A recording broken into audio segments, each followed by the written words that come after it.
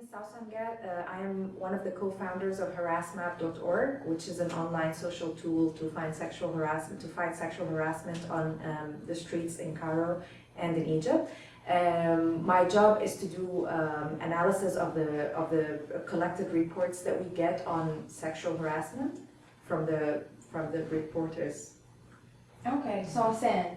Sawsan. Sawsan. Mm-hmm. Sawsan, thank you so much for being with me today. Thank you. The first question I want to ask is, can you tell us the story about how you became involved in this initiative in anti-street harassment? Well, when I lived in Cairo, I used to get a lot of harassment because of my hair. Mm-hmm. And one day there was this man who made fun of my hair, and I stood up to him and tried to explain to him that he's not supposed to do that. But he actually did not realize that he trespassed over my rights, and we got into a fight which kind of got a bit dangerous, like it was life-threatening for me. So I thought it was about time that we dealt more systematically and more fundamentally with this problem. At the same time, Rebecca Chow, who's the director and the co-founder of the initiative, also had a similar incident where she felt very angry, and she wished she could talk to someone and report to them that she just got harassed. And we thought this is a very good opportunity that since this is a social problem that is so prevalent in Egypt, and at the same time there was the crowdsourcing technology. It was at that time it was still young and flourishing. So we thought we'd use this excellent opportunity to combine both and use technology to solve social problems. Okay, so do people in Egypt know that this is a problem, street harassment? Or is it sort of like, no big deal? Well, it's kind of present, in the memory of, or in the background of the social tradition, but people don't talk about it that much because there's a lot of defensive attitude towards the problem. Because whenever you bring it up, people would like to blame women for how they're dressed, the times they go out at, or the places they go to. Mm-hmm. So they're always ready to blame women for harassment, and that's why whenever it's brought up in a social conversation, there's a defensive attitude. From both men and women? Yeah. And the government as well? The government hasn't been taking an active role in that for a very long time, but recently the topic is being more actively discussed in newspapers and media. So I think this is a good first step for the government to take this trickle effect and start doing something about it. So are there male organizations in Egypt that support this? Not yet. The support is still predominantly feminist and gender-based.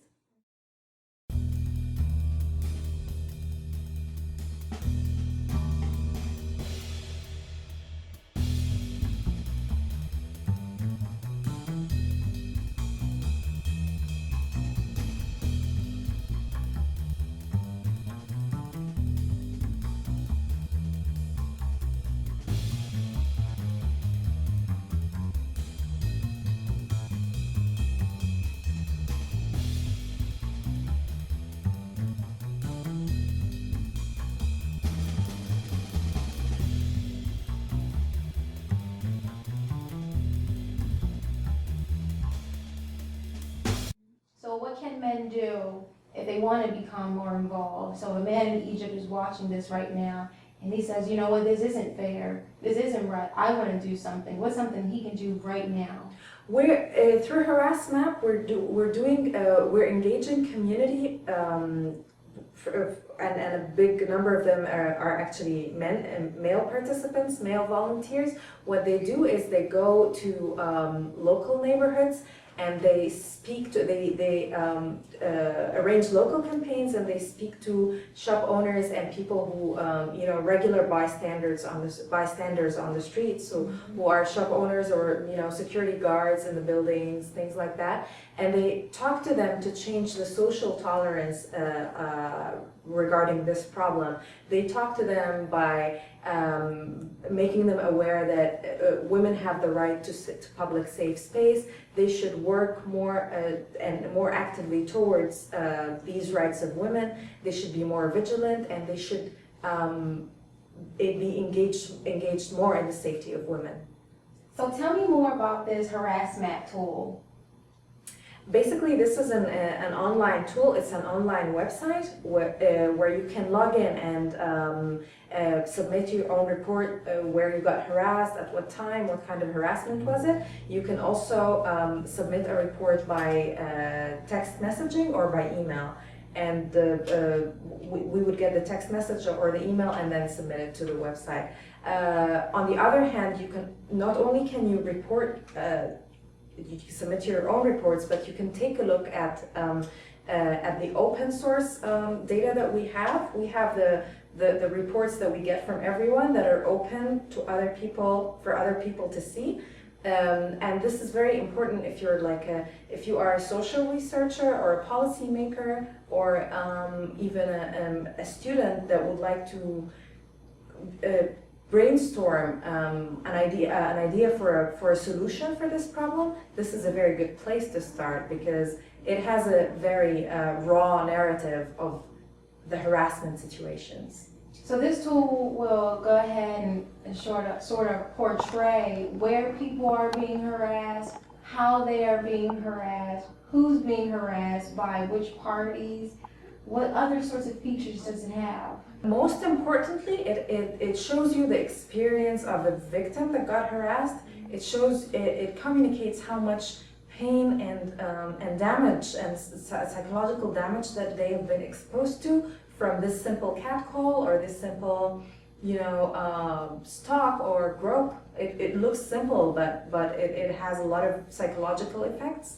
So this might not be the best scientific place to look for data because our sample is not designed. So statistics that you get from there are not the best statistics, but it's good for narrative information, which is basically the narrative is a subjective story, so it tells you the subjective story of the victim. And you can use this in art, you can use this in policy making, you can use this in very different ways to tackle the problem.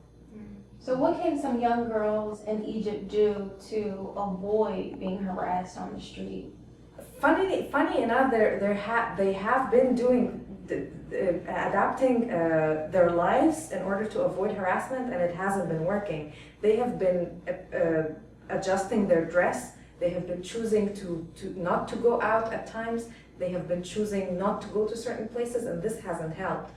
The only thing that women and girls can do to stop harassment is to speak up against it.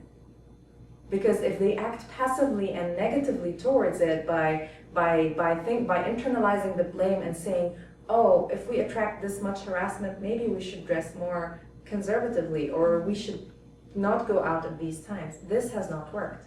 So where can they go to get more information or to try to take a stand if they feel like they need some help or they need some guidance? They don't know the first step in speaking up. Where can they go?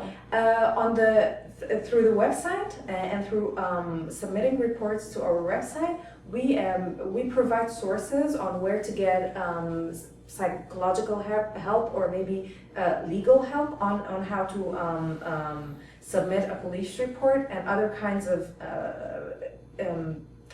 community help towards these women, because we are collaborating with an anti-sexual harassment task force, which is comprised of many different NGOs that are working on different aspects of the sexual harassment.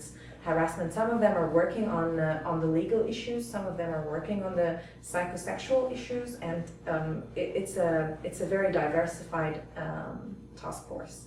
So step one for a young girl watching this and who's already experienced harassment on the street, would be to speak up. She needs to get on your website, try to use your tool, and find out the people to speak to and how to report the issue. What's step 2? Step 2 is to read more about it and speak to people in their communities. So not only when you get harassed on the street should you speak up about it, but also when you go to your school or to your workplace or to a house party, you should talk to the people you know about it, because strangely enough, not many people know about harassment. I personally, before I met Rebecca and Angie and Emil, the founders of this initiative, I did not look at sexual harassment as a problem, but I thought this was the nature of the situation and I should be able to adapt myself to it. Which is horrible. Yeah. That any young girl is out there and would have to think of it like that.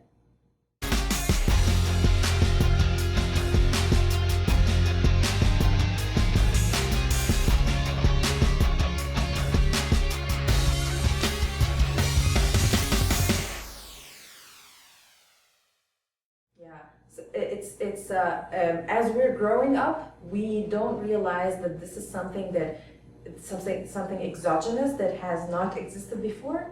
We don't realize that, so we try to deal with it as a matter of fact, but it's not. Please tell us the website where we can reach the HarassMap tool. It's harassmap.org, HARRASMAP.org.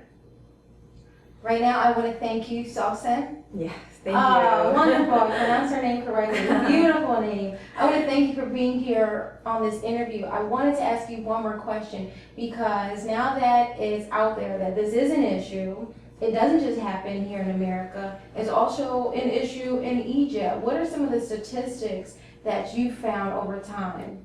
The only scientific study that has been done on the subject in 2008 by the Egyptian Center for Women's Rights, it states that 83% of Egyptian women are harassed and 98% of foreign women, like tourists in Egypt, get harassed. Out of these harassed women, 50% of them get harassed on a daily basis. Oh, wow.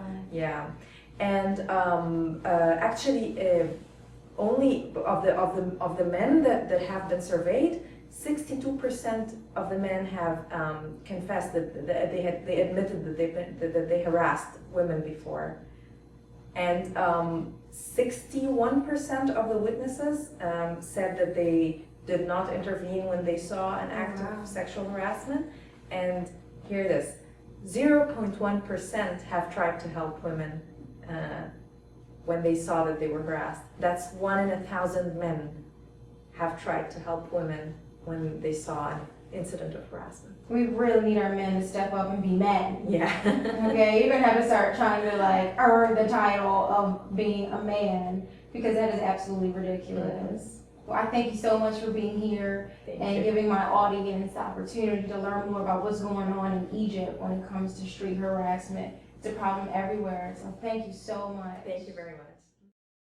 Thanks for watching. Join us online at girlstalktv.org and visit us on Facebook and Twitter too.